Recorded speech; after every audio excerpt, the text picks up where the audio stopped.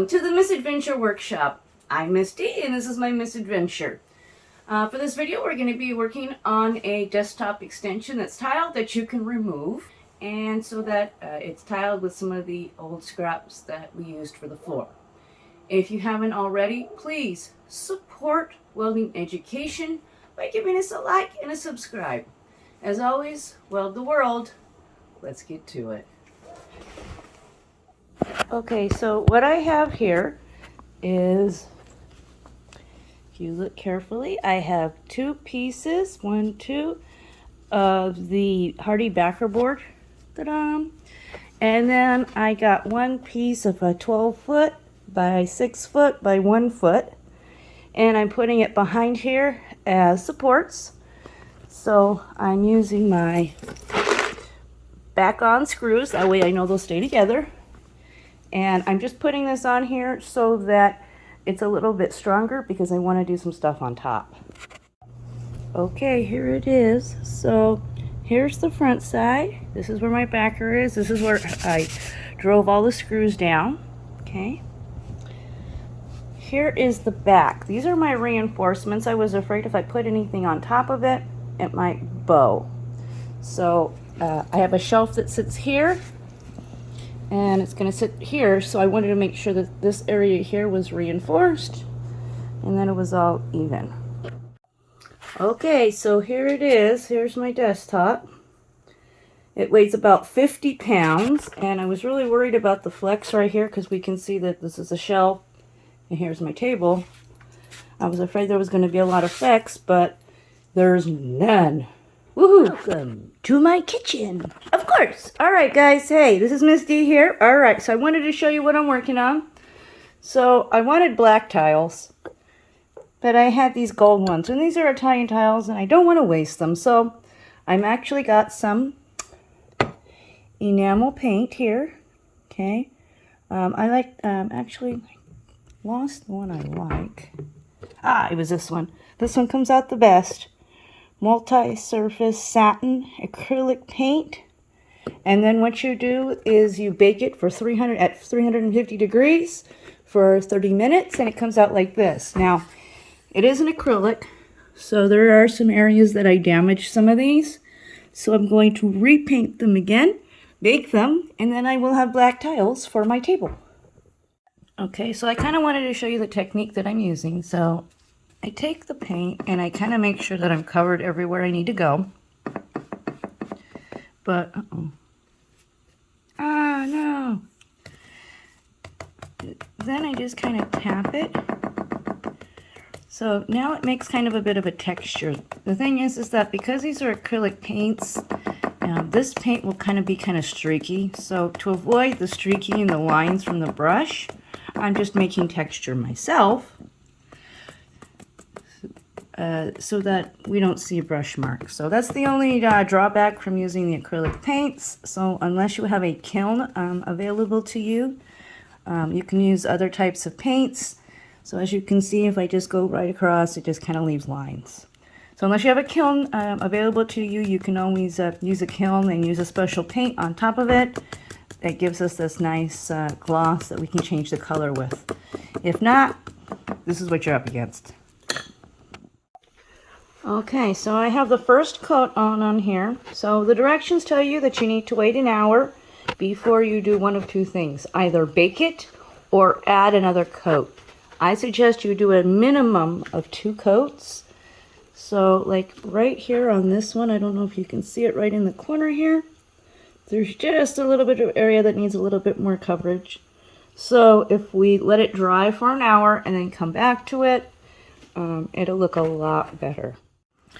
Okay, I'm using Equal Poly finish and sealer. I got the gallon, and it came with a plastic ring.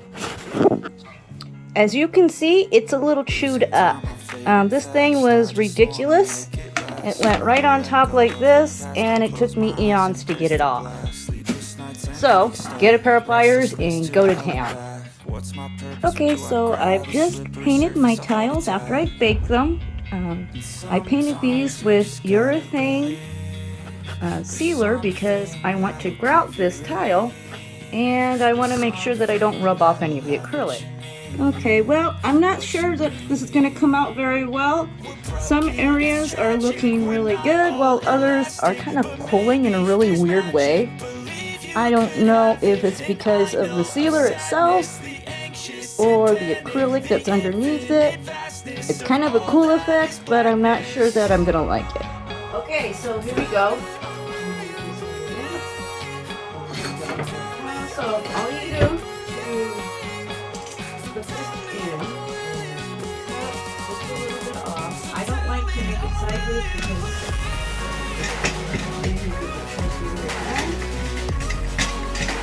back out all the way.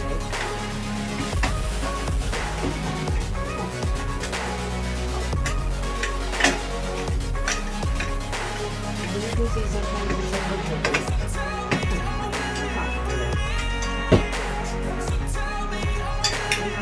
Now, just let me show you this button.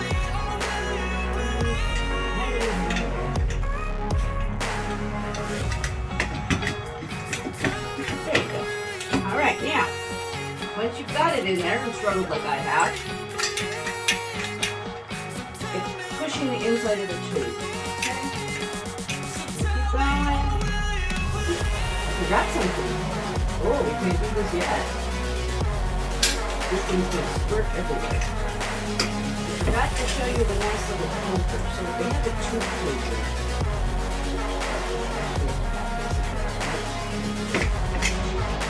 Find some. Push this like that.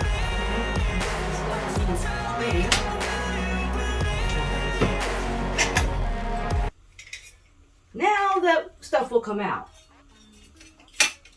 Yay! Okay, here we go. Alright, so now, move our little pusher thing in. I guess you gotta cut it a little shorter, okay? We're gonna go like this. And it should, I think you can see it from here, starts to come in. And this says clear, so it should dry clear. But because I had pressure on it before, it will keep going. So let me show you what we're going to do. So I'm going to have these two sides glued. So I'm going to kind of spurt it out here. I'm going to spurt it here. Now what happens if I want to stop? See how it's going to keep going?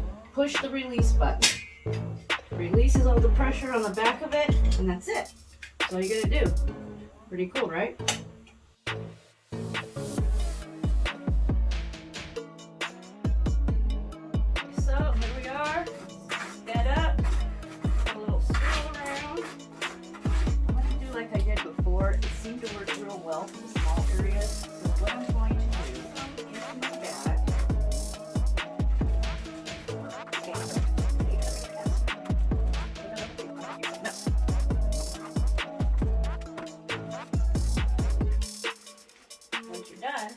Zip it closed.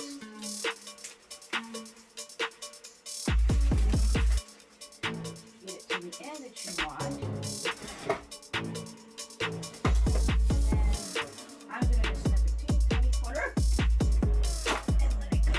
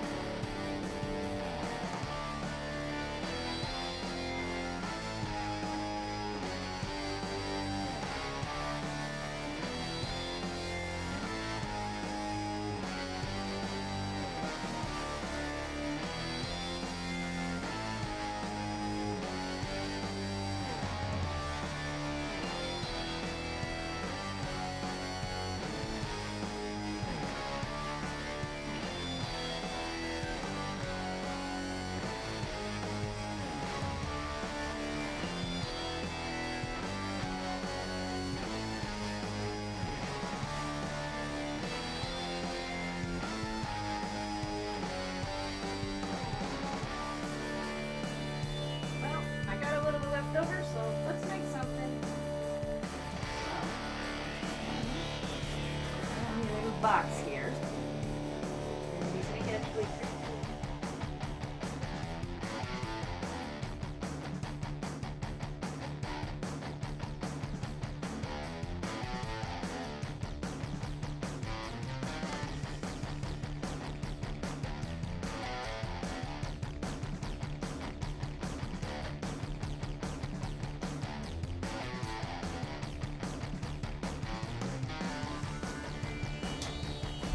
Okay, so here we go.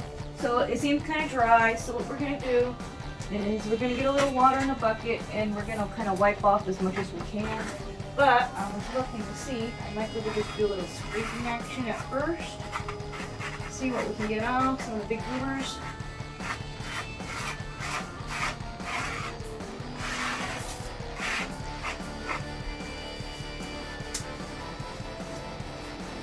Okay, since we started off in the corner, that's what I'm going to start at. Make sure everything's kind of getting a little bit drier.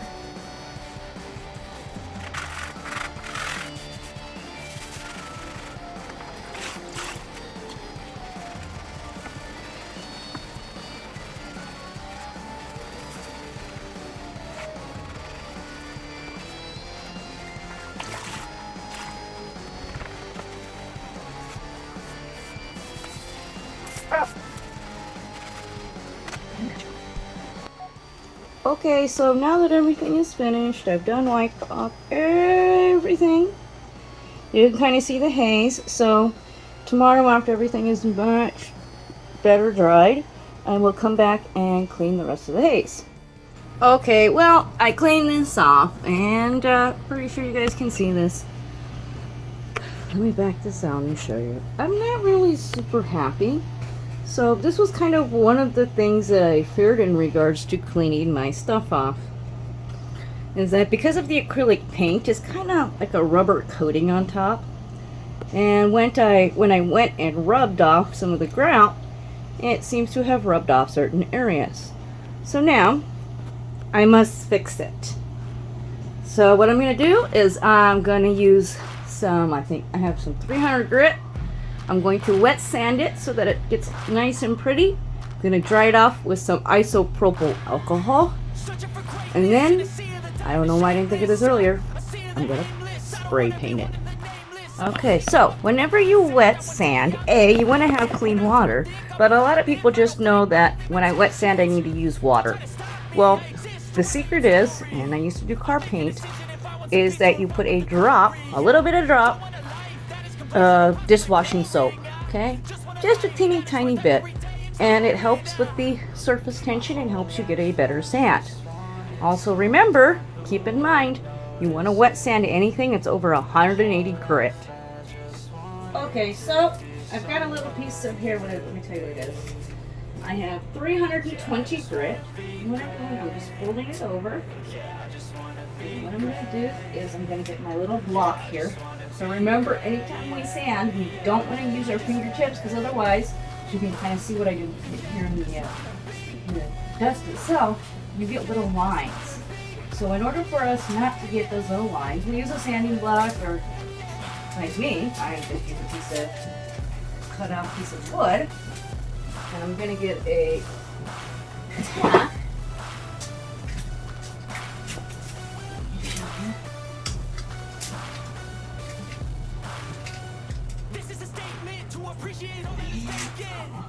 There, perfect. Now I have my little sanding block. Okay, so this is how we do it. So we dip it in the water, give it a little damp.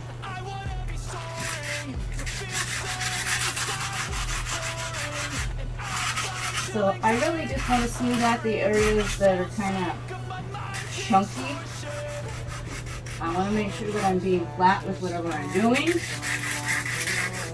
If I'm not flat, I can end up with this shape.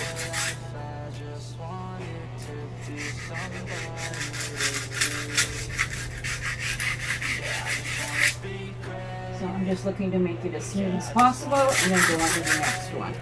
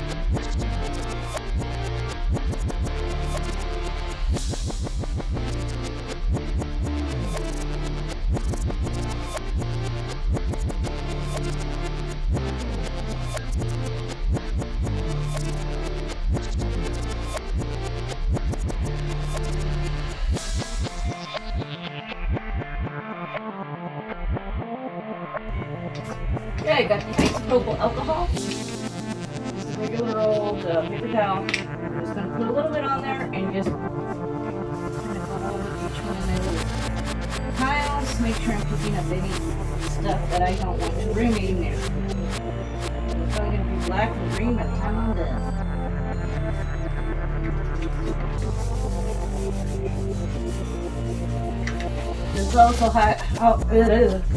This also helps dry up any leftover moisture that may be left in the tile.